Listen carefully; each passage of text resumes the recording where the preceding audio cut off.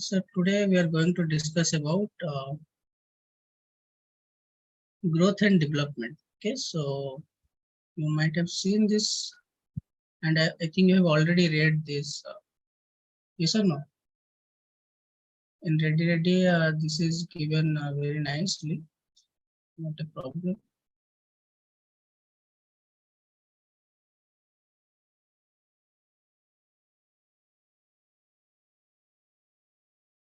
So have you all read this chapter, growth and development, in Ready?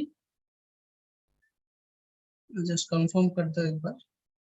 yes, और इसके ऊपर हमने mock भी बना लिया है, मतलब सारा का सारा जितना भी मतलब मोस्ट प्रोबेबल क्वेश्चन जहां से भी आ सकता है वो हमने डाल दिया है उस मॉक में। आई थिंक ऑलमोस्ट 65 क्वेश्चन है, ऐसा no in this chapter.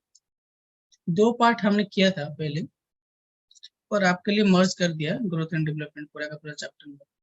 65 question है, आपको मतलब पता चल जाएगा कि कैसे मतलब कैसे सीरियली हमने डाला है क्वेश्चन। मतलब ऐसे नहीं कि रैंडमली ये ऐसे डाले, पूरा सीरियली ही है, आपके समझ में आ जाएगा। मतलब आप जो क्वेश्चन चेक करेंगे बुक के साथ आपको सीरियल मिल जाएगा सर का sir question.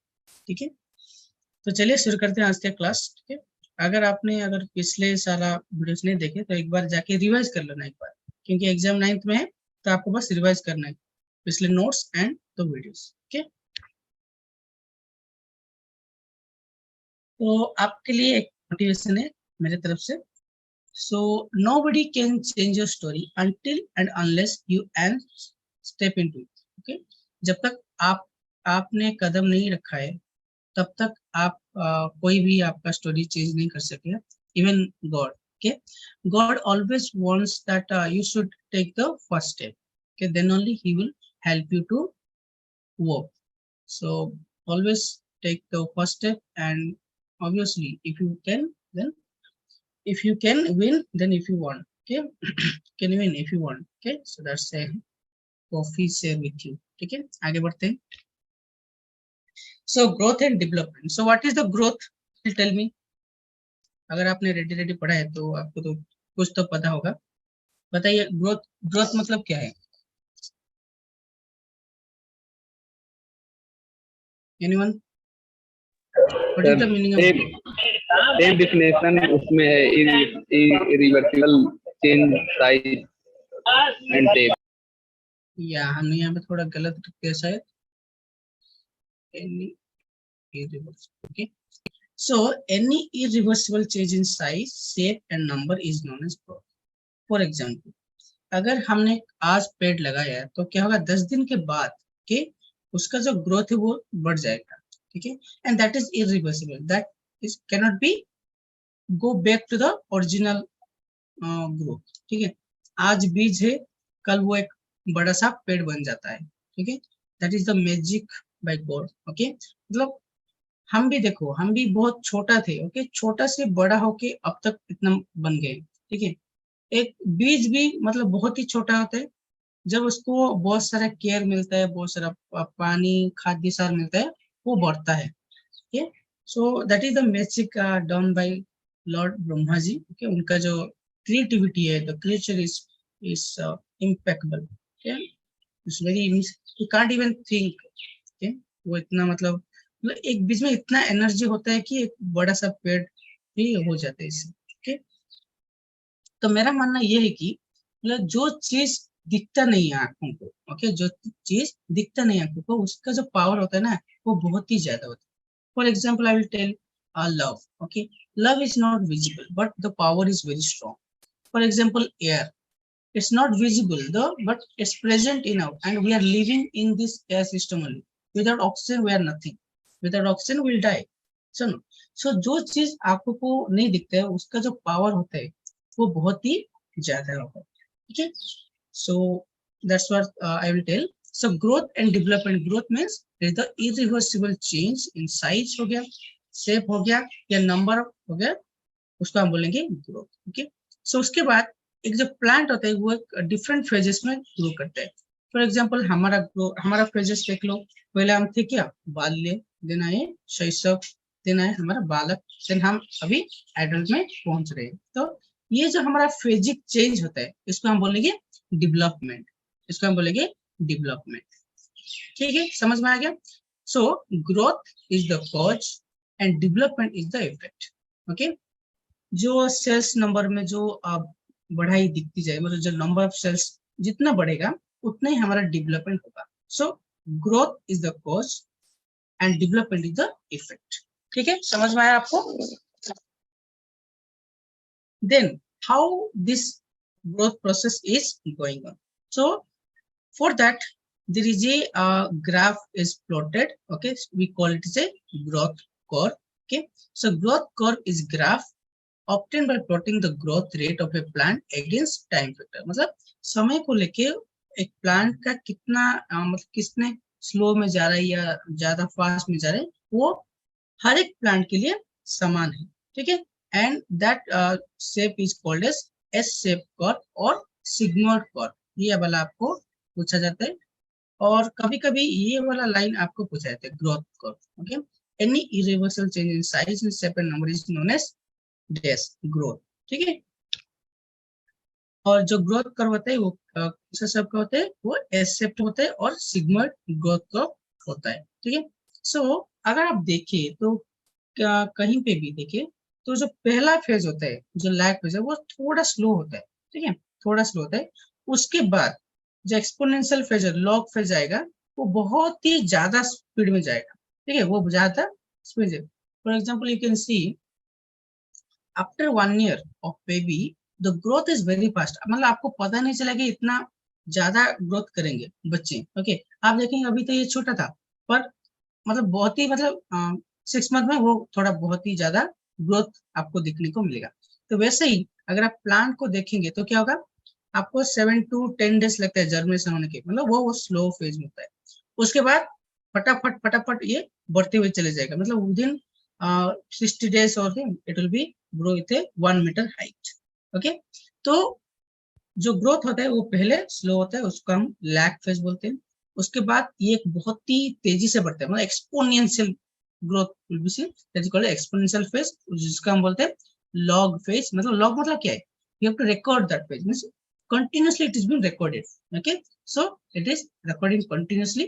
After that one stage will come, then growth will be again, it will be slow down, and there the core will be, it will be changed. So that point will be inflection point for this growth curve. Okay, where the turning of the curve will be occur. Okay, then there will be stationary phase, and at the end there will be death और decline और death phase. Okay, सो एक plant क्या होता है, पहले थोड़ा सा बढ़ता है, उसके बाद फुल एक्सपोनेंशियल जाता है, देन थोड़ा स्टेबल हो जाता है। ठीक है, then will be change, the growth will be, आप उस टाइम अगर जितना भी पानी दे या खाद्य सार दे, वो जो फेज होता है वो बहुत ही सेम रहेगा, मतलब स्टेशनरी रहेगा, जिसका हम बोलते हैं मैच्योरिटी स्टेज। उस स्टेज में कोई बढ़ाती नहीं होगी, मतलब जो cell number will be not improve. Okay, जो भी आप खाद्य सार देंगे वो ग्रोथ के लिए वो काम नहीं करेगा, और जो मेच्योरिटी पीरियड को कंप्लीट करने में वो काम में आएगा। ठीक है, उसके बाद plant will be ultimately die, खत्म। ठीक है, समझ में आया।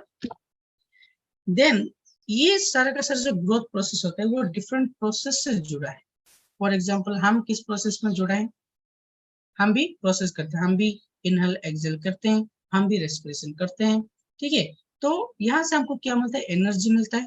ठीक है, और प्लांट वो जो खाद्य है वो खुद बनाता है, पर हम नहीं बना पाते, हम बाहर से लेते हैं। ठीक है, वो जो प्लांट हमारे लिए फूड बनाता है और हम प्लांट से लेते हैं। ठीक है, so we take plant based foods and we take animal based foods, yes और no. So different based foods हम लेते हैं, so that is food for us. Okay, and plant के लिए वो खुद बनाते हैं, वो अगर हम उसको राइस देंगे, चिकन देंगे, वो थोड़ी ना खाएगा, ऐसा ना।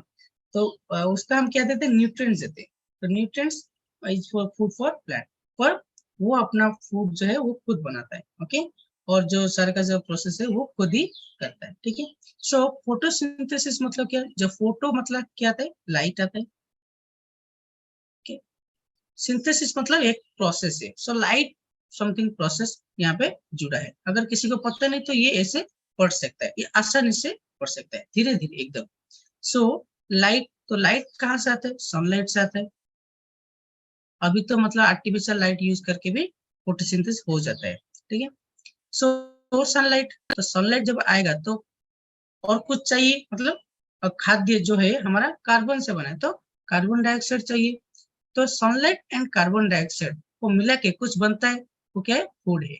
वो फूड है, कौन से फॉर्म में आता है हमारा, C6H12O6, मतलब ग्लूकोज फॉर्म में वो आता है, उस पर वो स्टार्च होकर स्टोर हो जाता है, ठीक है। ये वाला बहुत ही आसान। तो आप देखिए, conversion of radiant energy to chemical energy in presence of chlorophyll. तो यहाँ पे जो बेस क्या है, क्लोरोफिल मॉलिक्यूल है, ए हो गया या बी हो गया। क्लोरोफिल ए बहुत ही ज्यादा यूज होता है, ठीक है। तो ये जो रेडिएंट एनर्जी आया सनलाइट से, इसको हम क्या किए, केमिकल एनर्जी में कन्वर्ट कर लिए in the presence of chlorophyll, उसको हम बोलते हैं फोटोसिंथेसिस, ठीक है। And the process is oxido reductase process, मतलब यहाँ पे oxidation and reduction process is used, ठीक है। और इस प्रोसेस को डिस्कवर किसने किया था, वॉन नील ने। ये वाला क्वेश्चन आता ही आता है, ओके। नेट 2023 में ये वाला स्टेटमेंट आया था। द फोटोसिंथेसिस का oxido reductase process was discovered by Van Niel, ठीक है। और ये वाला तो आपको पता है 10th क्लास से, 6CO2 plus 12H2O given to C6H12O6 plus 6O2 and 6H2, ठीक है। तो मैकेनिज्म बहुत ही आसान है। पहले क्या होगा, जो CO2 मॉलिक्यूल है हमारा एटमॉस्फेयर में कितना पाया जाता है, कौन बताएगा थोड़ा, एटमॉस्फेयर में CO2 कितना पाया जाता है, 0.25 0.03 0.03। तो ये अभी बढ़ के थोड़ा 0.04 हो गया है, ठीक है। सो अराउंड 450 ppm अभी पाया जाता है, यस और no, correct me if I am wrong, okay. So इतना पाया जाता है, ठीक है।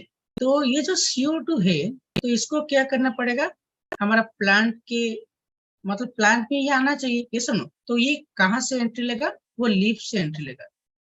और लीफ में क्या है, हमारा स्टोमाटा है, आपको पता है थोड़ा बहुत, ओके। लीफ में क्या है, स्टोमाटा है, मस्त पोर्स पाए जाते हैं, या it can be lenticels, it can be cuticles, और it can be stomata, okay. So ये क्या करता है, ये स्टोमाटा के थ्रू एंट्री करता है। तो ये जब एंट्री करता है, तो ये थोड़ा मतलब रेजिस्टेंस फेस करना पड़ता है इसको। सो it is facing, one is boundary layer resistance, one is stomatal resistance, and at the end is mesophyll resistance, ठीक है। तो बाउंड्री लेयर क्या है, जो इमीडिएट लेयर होता है, immediate air layer of the leaf, okay, और the plant surface is called as boundary layer. तो यहाँ पे जो बहुत ही थिन जो एयर होगा, वो भी थोड़ा रेजिस्ट करेगा CO2 को एंटर करने में। तो वो कितना होगा, 0 to 400 वो रेजिस्ट करेगा। और स्टोमाटल जो है, उसके बाद क्या आएगा, स्टोमाटा आएगा। तो स्टोमाटा क्या है, एक जो गार्ड सेल होता है, पढ़ेंगे इसके ऊपर हम, ओके। जो गार्ड सेल के अंदर एक पोर होता है, उसको हम बोलते हैं स्टोमाटा। ये जो है स्ट्रक्चर ऑफ स्टोमाटा है, ओके। उसके बाद सब्सिडियरी सेल्स इसको पास होते हैं, और इन सब्सिडियरी सेल को लेके हमारा क्लासिफिकेशन भी है, हम पढ़ेंगे आगे, ठीक है। तो वो जब स्टोमाटा के अंदर जाएगा, वहां पे 50 to 100 इसको रेजिस्टेंस देखने को मिलेगा। उसके बाद लास्ट रेजिस्टेंस, बहुत ही ज्यादा रेजिस्टेंस किस कहाँ पे मिलेगा, मेसोफिल रेजिस्टेंस, जो कि 100 to 1000 में देखने को मिलेगा। ये तीनों आपको याद रखना, ये बहुत ही इंपॉर्टेंट है एग्जाम के, ठीक है। और एक हो गया, जब टर्बुलेंट एयर होगा, मतलब जो एयर है वो बहुत मतलब स्मूथ नहीं होके, बहुत ही टर्बुलेंट होगा, मतलब ऐसे ऐसे टर्बुलेंट, ऐसे मतलब डिस्टर्ब होगा। तो क्या होगा, CO2 आसानी से अंदर चले जाएगा, बहुत ही फास्ट चले जाएगा, क्योंकि टर्बुलेंट एयर। अगर स्मूथ है तो ज्यादा रेजिस्टेंस करेगा ना, ठीक है। अगर एक लाइन है जो कि बहुत ही स्मूथ है, तो आप अंदर जाने में थोड़ा दिक्कत हो। अगर ये डिस्टर्ब है, तो आप किसी भी कोने में आप चले जा सकते हैं, ठीक है, आपको जाने में आसान होगा, ठीक है। समझ में आया आप सबको, अंडरस्टूड एवरीवन। ये यहाँ पे 0 इसलिए लिखा है कि ये जो 0 है वो टर्बुलेंट एयर में है, मतलब टर्बुलेंट एयर में 0 रेजिस्टेंस पाया जाता है, ठीक है। देन प्रोसेस ऑफ फोटोसिंथेसिस होता कैसे, आपको तो पता है, एक होता है लाइट रिएक्शन और एक होता है डार्क रिएक्शन, ठीक है। ऐसे नहीं कि ये दिन में होता है, ये रात में होता है, ओके। ये बस रिएक्शन है, ठीक है। और लाइट रिएक्शन में क्या होता है कि फोटोलाइसिस होता है, और ये कहाँ पे होता है, थाइलाइट और ग्राना में होता है, और डार्क रिएक्शन जो हमारा स्ट्रोमा में होता है। ठीक है, ये सब क्लोरोप्लास्ट में ही पाया जाता है। ठीक है, क्लोरोप्लास्ट में पाया जाता है। ठीक है, और this is an oxidation reaction, this is an reduction reaction. हमने बताया ये एक ऑक्सीडाइज रिडक्टेज प्रोसेस है जहां से वो एनर्जी निकलता है, energy in the form of ATP and NADPH। Okay, ये वाला निकलता है। उसके बाद it enters to the carbon fixation. तो डार्क रिएक्शन में क्या होगा, कार्बन का रिडक्शन होगा और वहां से हमको फूड मिलेगा, food in the form of glucose. ठीक है, ये वाला आपको पता है already. So one is there, one term is there, one is enhancement effect, enhancement effect. So it is given by immersion, ये वाला आपको आता है एग्जाम में। Okay, enhancement effect was given by whom, Emerson. ठीक है, सो ये बहुत ही आसान है। देखिए, अगर एक बीम आया, ओके, तो कितना हमारा जो फोटोसिंथेसिस है वो कितना आएगा, फॉर एग्जांपल ये 5 आया। 2 बीम अगर एक साथ जाएगा तो कितना होगा, थोड़ा बढ़ जाएगा, ऐसा ना। हम बोलते हैं कि एकता ही बल है। ओके, अगर एक आदमी है वो लड़ नहीं पाएगा, अगर हम सारे के सारे जुड़ जाएंगे तो क्या होगा, वो जो काम करने में वो बहुत ही आसान होगा। तो उसी तरह का कुछ कॉन्सेप्ट है। The mixer beam of 2 different wavelength light gives more photosynthesis than the individual one. Okay, अगर एक जाएगा तो जितना फोटोसिंथेसिस करेगा उससे भी बहुत ज्यादा करेंगे, जो कि हम अगर 2 वेवलेंथ को मिक्सर करके यूज करेंगे। ठीक है, वो वाला है enhancement effect that is given by immersion. ठीक है, और आपको तो डार्क रिएक्शन पता है, वहां पे रिडक्शन ऑफ CO2 होता है, और 3 तरह का प्रोसेस होता है। One is C3, C4 and CAM type. मतलब इसी को लेके हमारा प्लांट भी क्लासिफाई हुआ है, C3 type plants, C4 type plants and CAM type plants. अगर आपको एग्जांपल चाहिए तो C3 का फॉर एग्जांपल राइस आप ले सकते हैं, व्हीट ले सकते हैं, सोयाबीन ले सकते हैं। ठीक है, C4 का अगर आप देखें तो यहाँ पे क्या होता है, एक स्पेशल टाइप का एनाटॉमी पाया जाता है, जो कि मेज में पाए जाते हैं, sorghum में पाए जाते हैं, ऐसा ना, शुगर केन में पाए जाते हैं, मिलेट्स में पाए जाते हैं। ठीक है, यहाँ पे सब पाए जाते हैं इस तरह का मैकेनिज्म। और कैम टाइप तो आपको पता है, ये जेरोफाइटिक टाइप के प्लांट में पाए जाते हैं, फॉर एग्जाम्पल पाइनएप्पल, एगे के, जितने भी थॉर्नी टाइप होते हैं यहाँ पे कैम टाइप का वो पाया जाता है। ठीक है, T3 साइकिल थोड़ा इंपॉर्टेंट को फोकस करके चलेंगे आराम से। ठीक है, C3 मैकेनिज्म मतलब कहाँ पे दिखा जाता है, हमारा राइस व्हीट हो गया, वहां पे C3 साइकिल दिखा जाता है। यहाँ पे मेन जो कार्बन को जो कैप्चर करने का एग्जाम मतलब एंजाइम क्या है, रूबिस्को है। ठीक है, रूबिस्को है। तो ये क्या करेगा, कार्बन को कैप्चर करेगा और ये it will follow the process. ठीक है, सो इट इज मैंडेटरी और फंडामेंटल साइकिल इन फोटोसिंथेसिस। मतलब ये आपका C3 हो या C4 हो या केम हो, C3 cycle will be occur in every plant. Okay, every plant में C3 cycle is must. Okay, C4 में भी C3 होता है, कैम में भी C3 होता है। ठीक है, तो ये वाला प्रोसेस जो है वो कंफर्म है। Okay, so it is mandatory और fundamental process in photosynthesis, also known as Kelvin cycle or reductive pentose phosphate pathway. Okay, and it was discovered by Melvin Kelvin, for which he got Nobel Prize in 1961. The first double product is 3-carbon phosphoglyceric acid. ये आपको कब से पता है, +2 से पता ही है। ठीक है, एंड जो रूबिस्को है, ये जो हमारा रूबिस्को है, it is known as universal protein or enzyme, most abundant protein in the world, and it is 2 part, one is oxidation and reduction. Okay, इसका 2 भाग होते हैं, one is oxidation part, one is reduction part. अच्छा, जब carbon का content less होगा, मतलब जब रिडक्शन मतलब कार्बन का कंटेंट लेस होगा तो मतलब रिडक्शन नहीं होगा, ऐसा ना, कम होगा, तब क्या है, जो ऑक्सीडेशन पार्ट है वो एक्टिवेट हो जाएगा रूबिस्को का। तो क्या होगा, जो ऑक्सीजन होगा वो चले जाएगा, तो क्या होगा, फोटो रेस्पिरेशन होगा। क्या होगा, फोटो रेस्पिरेशन होगा, जो कि एक लॉस है, जो कि लॉस है। और ये सिर्फ C3 प्लांट में ही पाए जाते हैं। ठीक है, ये सिर्फ C3 प्लांट में ही पाए जाते हैं। यहाँ पे देख लो, under less amount of CO2 oxygenous part of rubisco will be activated as a result respiration will occur known as photo respiration, ठीक है, जो कि लॉस है। और ये थ्री ऑर्गेनल में होता है, one is peroxisome, mitochondria and chloroplast, ये वाला आपको याद रखना है, ठीक है। जो फोटो रेस्पिरेशन होता है वो कहाँ कहाँ होता है, ओके, पेरोक्सिज्म में जाएगा, माइटोकॉन्ड्रिया में भी जाएगा और क्लोरोप्लास्ट में भी जाएगा। सो इसको हम बोलते हैं ग्लाइऑक्सिलेट पाथवे, ग्लाइऑक्सिलेट पाथवे, ठीक है, ये वाला आपको याद रखना है जैसे करके। देन आते हैं हमारा C4 पाथवे। तो C4 पाथवे में एक स्पेशल एनाटॉमी देखा जाता है जिसका हम बोलते हैं क्या, क्रांच एनाटॉमी, जिसका हम बोलते हैं क्रांच एनाटॉमी। इस तरह का डिवाइड होके दिखा जाएगा, ओके, इसको हम बोलते हैं क्रांच एनाटॉमी, ठीक है। मतलब एक बोलते हैं कि मतलब मेसोफिल लोग क्या होता है और बंडल सेल बंडल सेल और मेसोफिल सेल जो होता है वो दोनों देखा जाते हैं, ठीक है। और हमारा जो बंडल सेल में C4 साइकिल होगा और मेसोफिल सेल में C3 cycle will be conducted, C3 cycle will be conducted। So ये वाला जो मैकेनिज्म होता है मतलब दो process at A time side by side वो चलेगा, इसको हम बोलते हैं crunch anatomy, okay. In C4 plants bundle seed cells are present along with mesophyll cells, मतलब दोनों एक ही साथ प्रेजेंट है, जिसको हम बोलते हैं crunch anatomy, okay. And presence of PEP carboxylase, ये जो पीईपी कार्बोक्सिलेज है, फॉस्फोइनोल पाइरुवेट कार्बोक्सिलेज है, वो CO2 को बहुत ही ज्यादा प्यार करता है, ओके, मतलब हमसे भी ज्यादा प्यार करता है कौन, पीईपी कार्बोक्सिलेज। सो एक मान लो कि ये बहुत ही ऑब्सेस्ड है कार्बन के लेके, ओके।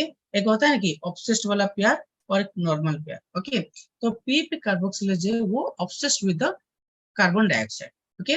अगर कार्बन डाइऑक्साइड 0.0001% भी है तब भी PP carboxylase will B taking the carbon dioxide and it will go for the reduction process, okay, that much obsessed, okay। तो ये क्या करेगा पीपी कार्बोक्सिलेज, जब कार्बन डाइऑक्साइड को लेकर तो first stable product will be oxalic acetic acid, oxalic acetic acid, समझ में आया क्या। देखिए ये जो CO2 है उसको पाइरुवेट के साथ मिलके मेसोफिल के वो माल्टेट बनाएगा, then it will go to the bundle sheath through plasmodesmata जो कि सेल टू सेल लिंक है, ठीक है। Here decarboxylation will occur, so malic acid again return to mesophyll cell and it will react with another CO2 and the remaining CO2 will go to the C3 cycle to complete the reduction process, ठीक है। And PP carboxylase ने बताया ये is higher affinity towards CO2, okay. अगर zero मतलब बहुत ही कम भी हो carbon dioxide then PP carboxylase will be ready to take the photosynthesis process, इसलिए इसके वजह से इसका जो फोटोसिंथेसिस एफिशिएंसी है बहुत ही हाई है, ठीक है। और यहाँ पे फोटो रेस्पिरेशन नहीं होता है क्योंकि पीपी कार्बोक्सिलेज जो है वो बहुत ही high affinity to carbon dioxide है, तो इसको मौका ही नहीं देता है, ठीक है। आगे बढ़ते हैं। और एक होता है हमारा कैम पाथवे जहाँ पे जो स्टोमाटा है वो ड्यूरिंग नाइट ही ओपन होता है, मतलब इसको हम बोलते हैं स्पोटो एक्टिव स्टोमाटा, स्पोटो एक्टिव स्टोमाटा, ठीक है, जो कि नाइट में ही ओपन होता है और दिन में क्लोज रहते हैं। अच्छा, जब नाइट में ओपन होगा वो जब CO2 जाएगा तो वहां पे लाइट नहीं मिलेगा, ये सुनो, तो क्या होगा ये जो CO2 तब जाएगा ये क्या होगा C4 साइकिल फॉलो करके ये मैलिक एसिड बना के रख देगा, कहाँ पे रख देगा, वैक्यूल में रख देगा, ठीक है। ये रात में हो गया, जब दिन में आएगा ये जो वैक्यूल से मैलिक एसिड निकाल के ये कहाँ जाएगा, हमने बताया यहाँ पे देखिए, जो मैलिक एसिड जो रिमेनिंग कहाँ जाएगा, C3 साइकिल में जाएगा, ठीक है। ये C3 साइकिल में जाएगा और C3 साइकिल काम किस टाइम होगा, डे टाइम में होगा, और ये CO2 को रिडक्शन करके सेम ATP NADP TPH वो निकालेगा, ठीक है। बहुत ही आसान प्रोसेस है, ठीक है। और एक है ना जो हमारा कुछ क्वेश्चन एक है ना, I think photosynthesis coefficient respiration question, okay, वो वाला भी आपको पढ़ना है। रेस्पिरेशन प्रोसेस हमने यहाँ पे नहीं दिया है, ठीक है, आपको रेस्पिरेशन थोड़ा पढ़ लेना है, ठीक है, ग्लाइकोलिसिस एंड क्रेब्स, ठीक है। और वहां पे जो ATP निकलता है वो वाला इंपॉर्टेंट, ग्लाइकोलिसिस से अगर टोटल देखे जाए तो 8 ATP निकलता है, और अगर पाइरुवेट वो जो होता है वो सिर्फ 2 ATP ही निकलता है, ठीक है, टोटल 8 है। और अगर दिखा जाए तो ATP मतलब ये NADPH ये करके होता है, अगर सिर्फ ATP पूछा जाए तो 2 ATP आंसर है। क्रेब्स में कितना होता है, टोटल 30 ATP निकलता है, ठीक है। अगर total I think only ATP के बारे में देखा जाए तो आई थिंक 6 है आई थिंक। ओके, एक बार चेक कर लेना ये वाला। सो टोटल है 30 एटीपी। ओके, तो टोटल कितना एनर्जी निकलता है, 30 एटीपी निकलता है और 686 कैलोरी किलो कैलोरी हमारा एनर्जी निकलेगा। ठीक है, ये सारे का सारे एनर्जी जाके क्या होगा, हमारा जितना भी मेटाबॉलिकल प्रोसेस है उनको मदद करेगा ये सारे। मतलब फोटोसिंथेसिस में भी एटीपी लिखता है। ओके, माइटोकॉन्ड्रिया में भी एटीपी लगता है। ठीक है, और एटीपी को हम क्या बोलते हैं, एनर्जी कॉइन बोलते हैं, एनर्जी कॉइन बोलते हैं। क्योंकि ये वाला भी आता है जनरल एग्रीकल्चर। ठीक है, तो ये आपको याद रखना है। ठीक है, और हांस क्रेब्स, ओके, हांस क्रेब्स जो क्रेब्स साइकिल का किए थे। ओके, ये वाला भी आपको याद रखना है। समझ में आया, ये वाला थोड़ा आप पढ़ लेना। ओके, आपको तो पता ही होगा +2 से, तो फिर भी एक बार थोड़ा देख लेना। ठीक है, सम पॉइंट टू रिमेम्बर है। Okay, there are some points you have to remember. That is, जो स्टार्च है, जो starch is synthesised in chloroplast and sucrose is synthesised in cytosol. Okay, ये जो एक सेल है, ओके, ये हमारा न्यूक्लियस है। तो न्यूक्लियस में न्यूक्लियोप्लाज्म पाया जाता है। ये हमारा सेल है, ये सेल वॉल है और ये सेल मेम्ब्रेन है। ठीक है, तो सेल मेम्ब्रेन से लेके न्यूक्लियो मेम्ब्रेन तक जो हमारा फ्लूइड पाया जाता है उसका हम बोलते हैं साइटोसोल। ये वाला आपको याद रखना है। और जो स्पेस है, जो स्पेस है इसको हम बोलते हैं साइटोप्लाज्म। ये बहुत ही थिन डिफरेंस है। ठीक है, ये वाला आपको याद रखना है। ठीक है, तो हमारा जो sucrose is synthesised in cytosol, starch is synthesised in chloroplast. Okay, chloroplast यहाँ पे पाया जाएगा, साइटोसोल में पाया जाता है क्लोरोप्लास्ट। ठीक है, जो नाइट्रेट रिडक्टेज होता है, ओके, वो कहाँ पे होता है, साइटोसोल में होता है। Nitrite reductase is happened in chloroplast. ये वाला आपको याद रखना है, बहुत ही इंपॉर्टेंट पॉइंट्स है जो कि एग्जाम में बार बार पूछे जाते हैं। ठीक है, first visible product of photosynthesis starch. Okay, बहुत ही इंपॉर्टेंट है। First visible product of photosynthesis एक स्टार्च है, नॉट ग्लूकोज। ओके, ग्लूकोज से वो फिर से स्टार्च बन जाता है। ओके, ये वाला आपको याद रखना है। ठीक है, and it can be visible bye electron micrograph. Okay, ये जो चारों का चारों पॉइंट है आपके लिए बहुत ही इंपॉर्टेंट रहेगा। आप जहां पर भी अगर जनरल एग्रीकल्चर भी दे रहे हैं तो यहाँ से एक क्वेश्चन आता ही आता है। Okay, either they used to ask nitrate reductase happening where and nitrate reductase happening where. Okay, ये वाला क्वेश्चन आपको पूछा जाता है। ठीक है, अगर मैं गलत हूं तो आप कमेंट में लिख सकते हैं कि हम करेक्ट कर लेंगे बाद में। ठीक है, देन आता है हमारा ट्रांसपिरेशन। ओके, आपको पता है transpiration is a waterless process, yes और नो? तो it is called as necessary evil.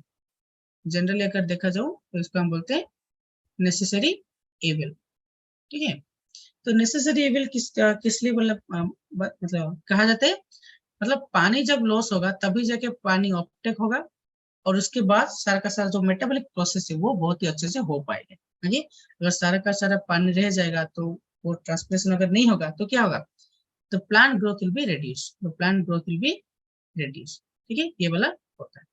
So water loss from aerial part of plant in vapour form is called as transpiration. Okay, जो हमारा plant का जो aerial part होता है, okay, जो aerial part होता है वहां से जब पानी वेपर फॉर्म में चले जाते हैं एटमोस्फेयर को, हमने बताया था जो एटमोस्फेयर का जो पोटेंशियल है वो कितना होता है, -1000 सही होता है।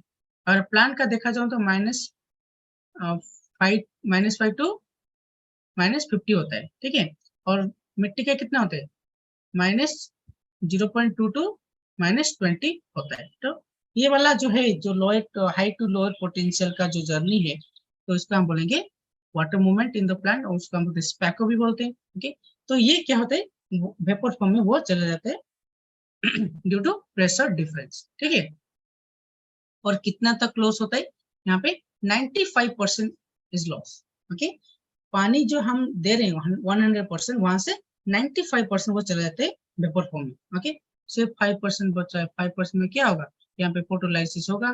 ठीक है, और जो अदर जो प्रोसेस है प्लांट का, वहां पे वाटर जहां जहां लगता है, आई थिंक सभी प्रोसेस में वाटर लगता है, तो वहां पे ये मदद करता है। ठीक है, तो अगर देखा जाए तो जो ट्रांसपिरेशन होता है वो थ्री प्रोसेस में होता है। One is stomatal transpiration, cuticular transpiration and lenticular transpiration. ठीक है, और स्टोमाटल ट्रांसपिरेशन से वो बहुत ही ज्यादा आते हैं, वो 80 टू 90% होता है। ये वाला इंपॉर्टेंट रहेगा।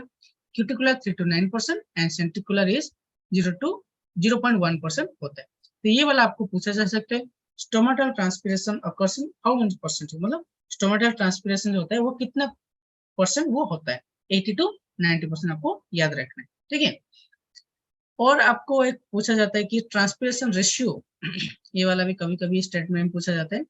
सो transpiration ratio is very easy, amount of water loss to transpiration per unit dry matter production, okay. एक यूनिट ड्राई मैटर प्रोडक्शन करने के लिए कितना अमाउंट वाटर आपका लॉस हुआ प्लांट से, जिसका हम बोलते हैं ट्रांसपीरेशन रेशियो, ठीक है। देन आता है हमारा जहां पर होता है, मतलब जहां से वो ट्रांसपीरेशन होता है, जिसका हम बोलते हैं स्टोमाटा। देखिए ऐसे आपका जो होता है स्टोमाटा, एक गार्ड सेल्स के दो होता है, दो गार्ड सेल होते हैं हमारा, और नीचे का जो जो अंदर का जो हिस्सा है उसको हम बोलते हैं स्टोमा बोलते हैं। और ये सारा का सारा जो ग्रीन कलर का डॉट डॉट दिख रहा है वो क्लोरोप्लास्ट है, और न्यूक्लियस भी पाए जाते हैं, ठीक है। वो गार्ड सेल है ना, तो सेल के अंदर जितना भी पाया जाए वो वहां पे होता है, ठीक है।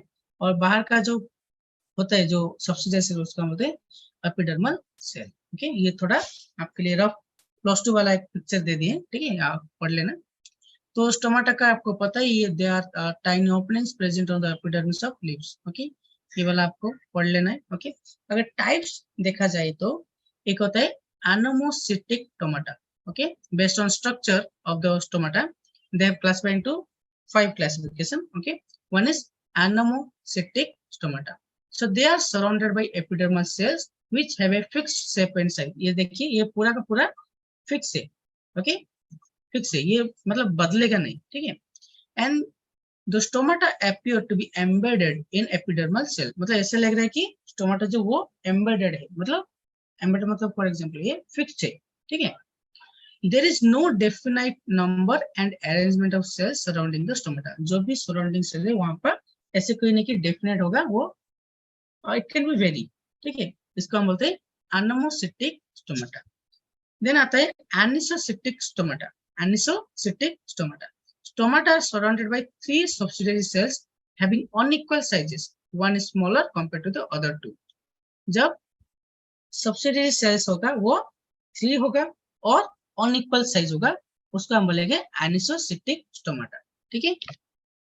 देन आता है हमारा डाइसिटिक। डाइसिटिक मतलब दो, okay. Two pair of subsidiary cells that are perpendicular to the guard cells, okay. जहां पे 2 होगा वो डाइसिटिक होगा, 3 होगा एनिसो होगा, ठीक है।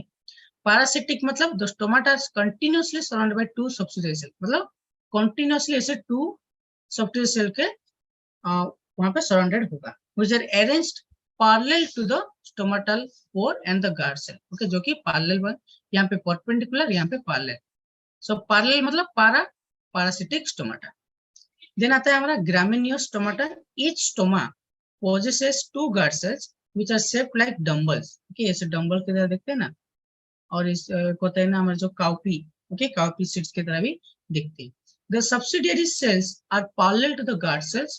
The guard cells are found narrow in the middle and wider in the end, जिसको हम बोलते हैं ग्रामिनियोस स्टोमाटा, ठीक है। ये वाला को इतना इंपॉर्टेंट नहीं है, बस आपको बस क्लासिफिकेशन याद रखना है बस, ठीक है। डिस्ट्रीब्यूशन के हिसाब से ये वाला क्वेश्चन आता है आपकी, ओके। ये वाला पूछा जाता है, वो वाला नहीं पूछा जाता है। स्ट्रक्चर के डिस्ट्रीब्यूशन ऑफ टमाटर से क्वेश्चन आता है आपके यहाँ पे 5 तरह का होता है। वन इज एप्पल और मलबरी टाइप होता है, मतलब टमाटा ओनली प्रेजेंट इन लोअर और एक्सियल सरफेस, मतलब हमारा जो एक होता है लिप का अपर सरफेस होता है और एक लोअर सरफेस होता है। एप्पल एंड मलबेरी टाइप में क्या होगा, टमाटर जो वो सिर्फ लोअर सरफेस में ही दिखा जाएगा, okay. Example apple, mulberry, peach and walnut, ठीक है। ये वाला आपके इंपॉर्टेंट रहेगा। पोटैटो टाइप में क्या होगा, more in lower surface and less in upper, ठीक है, मतलब जो बहुत ज्यादा लोअर में पाए जाएंगे और ऊपर थोड़ा बहुत कम पाए जाएंगे, जिसको हम बोलते हैं पोटैटो टाइप। एग्जांपल है potato and beans. Oat type मतलब इक्वल इन बोथ सरफेस, मतलब ऊपर में जितना पाएंगे नीचे भी उतना ही पाए जाएंगे, जिसका हम बोलते हैं ओट टाइप। एग्जांपल राइस हो गया, व्हीट हो गया, मेज हो गया एंड ओट। यहाँ पे इक्वल टाइप ऑफ टमाटर नंबर पाए जाते हैं। देन होता है water lily type, mostly in upper surface, okay. देखिए mostly in lower surface is apple and mulberry type, mostly in upper surface is water lily type, means they are floating type of hydrophytes, okay. Floating type of hydrophytes में जो stomata पाए जाएंगे वो upper surface में ही पाए जाएंगे, ठीक है। देन एक और होता है पोटामोगेटन टाइप, ओके, जहाँ पे एब्सेंट और नॉन फंक्शनल, मतलब जो पौधा पानी के नीचे पाए जाएंगे वहां पे स्टोमेटा नहीं होता है, ठीक है, वहां पे नहीं होते। अगर होंगे भी वो नॉन फंक्शनल है। फॉर एग्जाम्पल सबमर्ज्ड हाइड्रोबाइट्स, जो कि पानी के अंदर पाए जाते हैं, वहां पे नहीं पाए जाते, ठीक है, स्टोमेटा नहीं पाए जाते, या अगर होंगे भी वो नॉन फंक्शनल है, ठीक है। तो ये आपको याद रखना है, apple type, potato type, oat type, water lily type and potamogeton type, okay, ठीक है, समझ में आ जाएगा। So that's all for today's class, okay. कुछ चीजें रह गए वो हम नोट में दे देंगे, आपको ये वाला नोट मिलेगा और एक हमारा जो हैंड नोट है वो वाला भी हम दे देंगे। अगर कुछ पॉइंट्स रह गए तो वो मतलब इम्पोर्टेंट, इतना इम्पोर्टेंट नहीं, पर आपको वो थोड़ा पढ़ लेना है, अगर एग्जाम में आ जाएंगे तो क्या कर सके, ठीक है, वो वाला आपको पढ़ लेना। तो ये वाला आपको नोट मिलेगा और ये आपको हैंड वाला नोट मिलेगा, ठीक है। अगर किसी का डाउट है तो पूछ लेना थोड़ा भी, any doubt you can ask me.